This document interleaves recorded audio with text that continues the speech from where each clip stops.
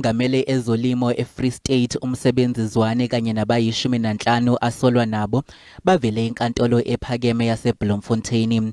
Ukuqulwa kwecala ababhekene nalo kuhlehlisiwe ngelithi abameli badinga isikhathi esithe xaxa ukucubungula amadokodo, kepha uphiko olushushiswa amacala omphakathi NPA luthi selikulungele ukuqulwa kwaleli cala.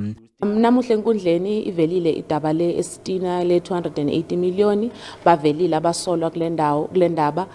Into enzakele ukuthi inkundla ikhethe ukuthi ihlehlise lolu daba ukuthi uzozwakala futhi ngo-August 29 njenge prosecution abashushisi nabaphenyi sichazile ukuthi sesibaphile zonke izinto abayidinga amadokedo nezinto ekanjalo ukuthi bakhona ukuphenya, bakhona ukusho nabo labantu abasolwa ukuthi bazotshela inkundla ukuthi yebo bakwenzile noma bazothi cha.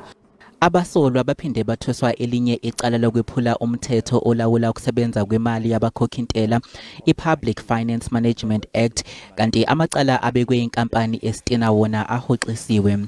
Njengamanje le nkampani kulindeleke ukuba idlelwe impahla yayo.